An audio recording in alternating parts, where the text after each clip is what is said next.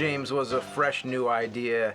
I'd been doing the nerd episodes for a while, and then it seemed like Board James was just a totally new thing because a lot of people review video games, but nobody did board games. Not as often because I think like with video games, lots of people have emulators, and so almost anybody could do it.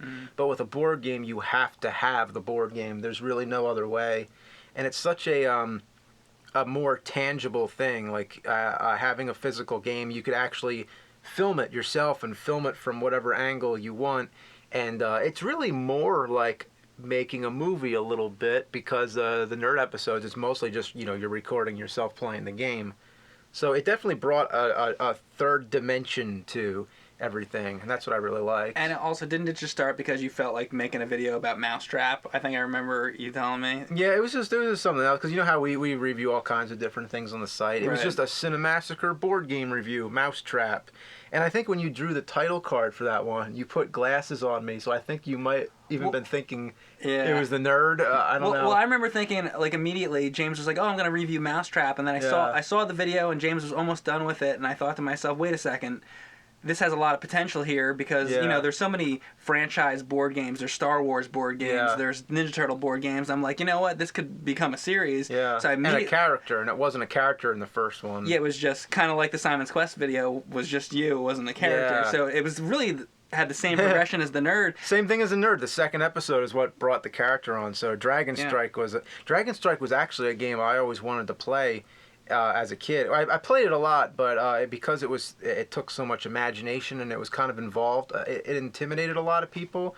So a lot of my old friends would either get bored or they don't want to play the game. So that kind of thing we put into the videos. It's a good series because it started out as you just reviewing board games, and then as it went on, you took it in different directions. Where I come in and it becomes almost like a slapstick kind of thing, or a sitcom or something. Yeah, exactly. And what's different also about the Board Game series from Angry Video Game Nerd, angry is in his name, is in the title of the thing, and then Board Games, you could just actually seriously review the games and get funny with Board Games doesn't have to be angry. Let the games be funny or as bad as they are. Just let it speak for itself.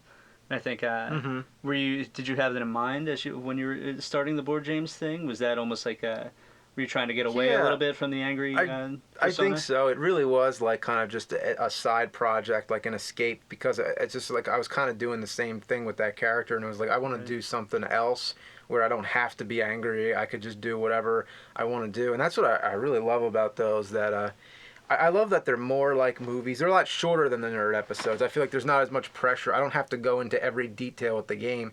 A lot of it's more like just reenacting those old commercials that we watched. Because there's always that part in the video where we go into a montage, and it's really like editing a music video, which is... it's like the Crossfire video. Yeah. That was the first one, right? That you guys really did with the montage and everything? Yeah, and to get into like these guys' characters with... Mike, we just kind of like... That was actually the first video I was ever in, was that Crossfire video, as far as not being some sort of character like the Joker or Bugs Bunny or anything like that. You started with like Jason Voorhees had a mask on, and then like by the time you got to the Klingon and the Joker, you had makeup on, so you kept getting down to your face more. And Crossfire was, it was the first time ever on the site I think you showed your face. We were having a conversation, I remember, like, oh, we're just going to call you, like, Mike, or we're going to come up with, like, a name, or I was like, I don't know what to do. And then you were like, let's just call you Motherfucker Mike, and I'm like, all right, that sounds good, or whatever. Yeah. So you came up with the name Motherfucker Mike, actually. Yeah, because you're playing a game, you're like, you motherfucker, it's just kind of, it's something you call your friends. Right. And that's another thing, is that we wanted it to be, like, all about things that happen to you when you're playing games as a kid, and everybody always had that friend that cheats all the time, so that's what... And that was perfect for me, because I cheat a lot in real life, too. So. Yeah. and most of these games are really ones that I actually played as a kid, so a lot of times whenever there's something happens in the video, that really happened in real life. Like at the end of the Hero Quest video, when at the end when you're like, I don't feel like playing this, that's just like in real life. I had friends who just, somebody's mom might have called them in for dinner or something, or something like that. And Battle Masters, that was one where we all just gave up, because you open up the game and it's so awesome, and then you start setting up all the pieces and everything, and you got to put little stickers on, stick the flags by the in, time you set it up, you're tired. You're ready to go get something to eat and go to bed. And you keep having to make more room. You have to keep getting more space to set it up, and finally it's just like, okay, that's enough. Well, it's funny that you mentioned, a lot of these games you played when you were a kid. Yeah. Tornado Rex was a game that was my favorite game as a kid, and that was the birth of my involvement in board games. Yeah. Like, I got to be in this video. Yeah. Like, this is my favorite game. I had to contribute somehow to this. Whether it's the music or something, I had to be a part of this Tornado Rex thing. That was my favorite game. Yeah. You were kind enough to let me. Okay. And we went in there, recording the Tornado Rex video, not knowing who I was, what my character was going to be. I remember, like, as the cameras were set up, we still didn't know what we were doing. As far as I went, we had Motherfucker Mike, who was like a cheater, and then we had to figure out what kind of character I was going to be. And we just came up, kind of on the spot. That I'd fucked everything up, and I'm like, it was like that goofy kid. He's kind of like sympathetic, where you hate him, but you can't totally hate him, because he means well. Yeah. And I think from what I remember, at least, that's what we came up with on the spot. Yeah. And then we didn't. I don't think we had an ending to Tornado Rex until we were filming it. We were trying to. Tornado Rex, there was something about that. It was so short and sweet, just so much, so simple and to the point, and the song was really catchy. And one of the great things about that was that we never heard the real song. There actually is a real song.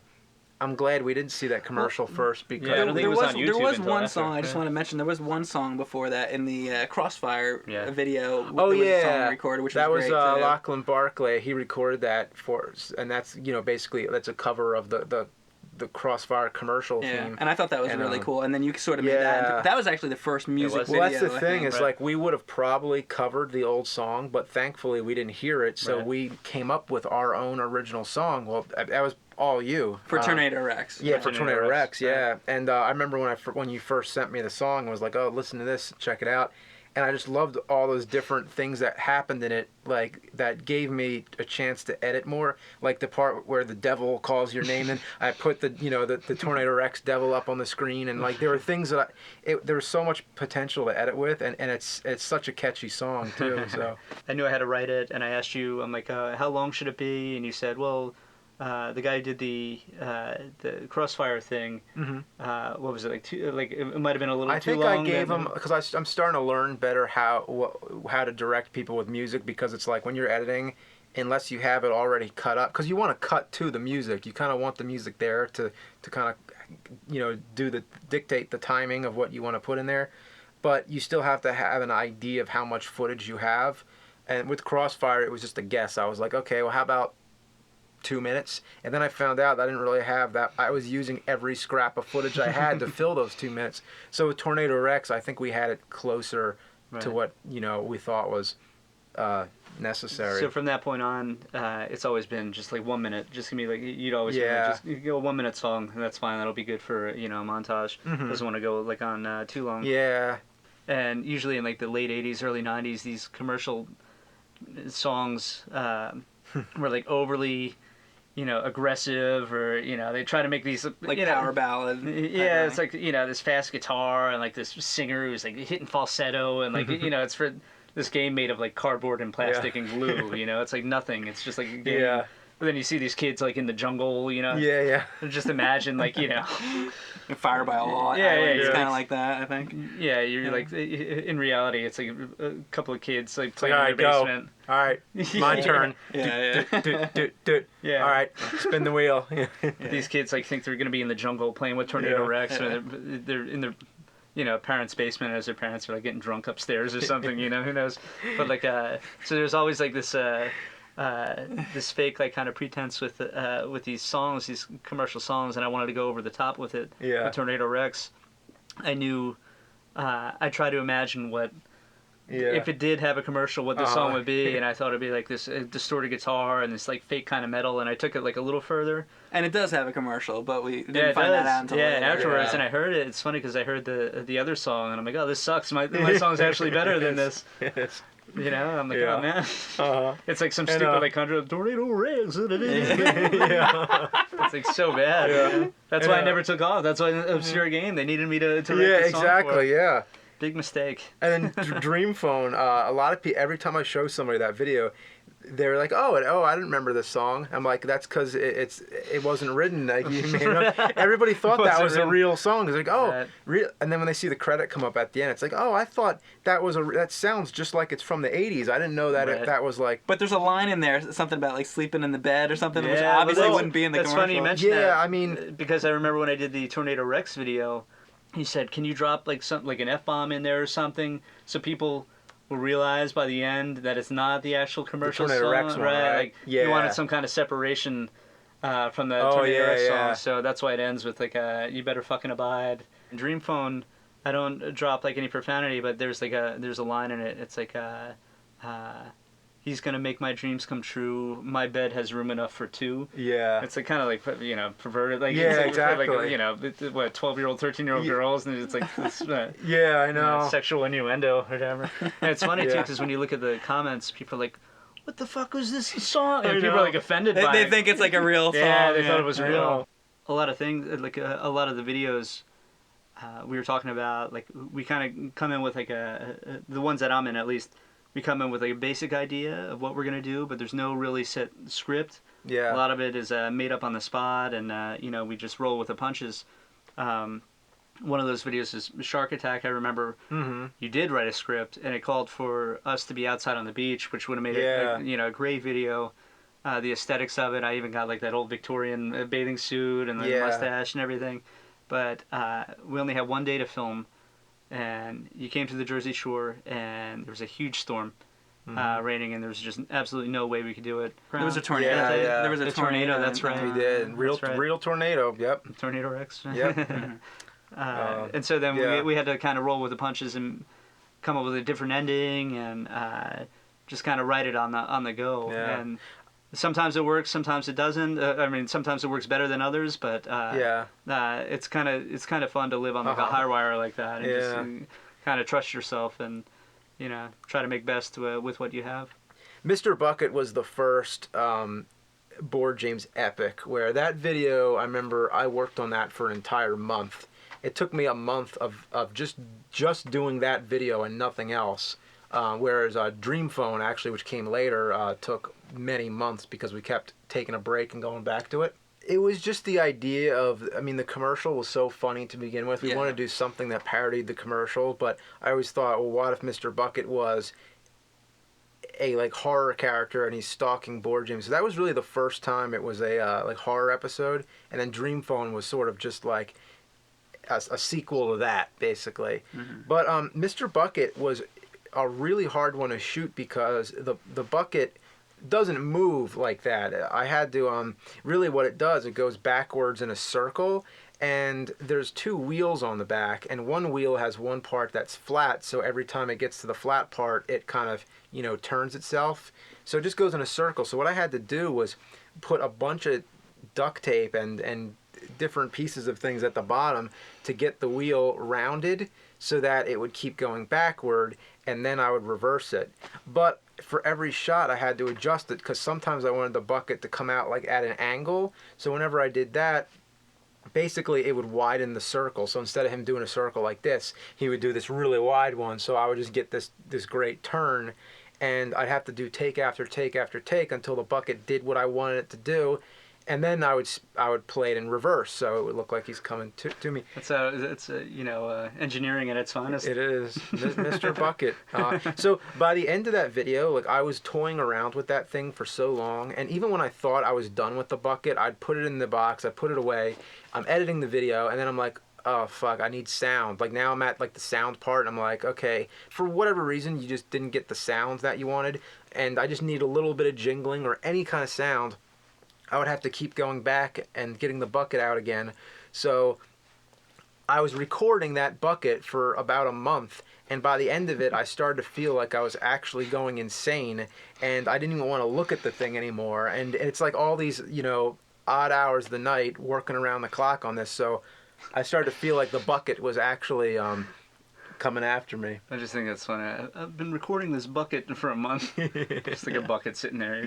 And I think the whole thing with me with the bucket and I'm laying on the ground and the bucket's like eating my balls. I think that was improv. Yeah. So the whole ending of that we came up with that part of it on the spot. Drowning, I think it was the best choice because drowning it was so much more disturbing than burning it or something. Because at first it was going to be like, oh, we're going to blow it up. Speaking of the Dream Phone video and all that, how was recording the voice for the phone itself? Well, James could say what you had in mind at least. Oh yeah, well, we had a lot. Actually, it's funny. We were just talking about it before, but we were talking about how many different voices we were thinking about that the phone would be, and one of the ideas that we were talking about was like Hal was one idea, and then what was the most from 2001 Space Odyssey? Yeah, Hal, right? Exactly, and then Black Christmas was an idea that came to mind. Absolutely. And then you mentioned one earlier. What was the you were thinking of? Well, there was initially going into it, I wanted it to be like Black Christmas, where it was like, you know, blah, blah, blah, or like actually a mix between that and Reagan from Exorcist, the voice for the phone. We were trying to come up with like a common ground, and it's interesting too because it starts out as like Hal. As he gets a little more impatient, a little edgy, it kind of reveals as the layers peel away. You see this like maniac phone, voice over the phone. Filming, I think it was 2 days in a row. We did like the shark attack thing. One day, and then that was all day, and then the next day we started the Dream Phone, so we're doing that all day, and the last thing that we did at night was the voiceover for the phone. Yeah. I just want to be your Dream Phone. I'm not going to hurt you with this knife. I'm just going to cut your fucking body to pieces. When you work that long and you're a little tired, your mind becomes a little more abstract. Things get like a little funnier that wouldn't normally be. You find, the humor comes out. That's why we laugh a lot in the outtakes, as you can see. Right. And I remember thinking if we recorded that earlier in the day, if that was the first thing we did, it wouldn't be as funny. Yeah. Or as like raw or as like dark as it was. But I was like real tired, and we were just like like in a weird place, I guess, like trying to figure it out. We want it to be disturbing. We just want it to be like really creepy. So I remember as you were trying to get me to find the right tone of voice for the Dream Phone, I remember two things came to mind as I started getting into it and started rolling. One, oddly enough, I had a Sega Genesis game called Boxing's Greatest Heavyweights, and they all had these taunts where they, in this corner, Jack Dempsey, and they cheer, and he goes, I'm gonna crush your skull.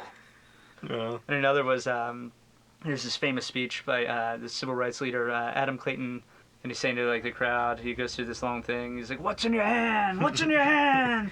He's like, who are you? Who are you? What's your name? It's like this great, inspiring thing, but those were the two. Was there actually an effect on your voice, or is that just flat out your voice in the video? Well, there's a phone effect on it, but other than that, it's his real otherwise voice. it's my actual voice. And that was because we had been speaking all day, and my voice was a little gravelly and everything, so it wound up like working out. And one of the concerns was that the voice would sound too much like Bootsy, so we wanted to make sure it wasn't too much like your regular voice. But at the same time, we kind of liked the idea that it was a red herring, that they might think it actually was Bootsy calling James up on the phone, which who really did the murders is still kind of up for debate, to tell you the truth. You find me dead in the closet, and that's like you said, red herring. And who knows if it was just a prank from Bootsy. Still, maybe he was playing a prank, or it could just have all been in Board James's mind. You never know. Because people have pointed out things that, like, at the end of the shark attack video, Board James is flipping out on his friends saying, I just want to play a fucking game. And then you have the phone saying the same thing back to Board James, like, I just want to play a game. So is it really like a split personality? Little things you have to look for in these videos. Or you could just say it was a pink phone that was trying to kill him. It never was, just to be clear, it never was intended as this is the final episode ever, but we just knew that there's going to be a long break. It's a good spot to stop it and go into a break, but there are definite plans to bring the characters back, and like I know exactly what's going to happen from this point on, but it just opens up so many new assets of the series. The character of Board James is wide open. There's many more ideas, and I can't wait to do more because they're a lot of fun. I can't wait to do more. I've had a blast making them. Yeah.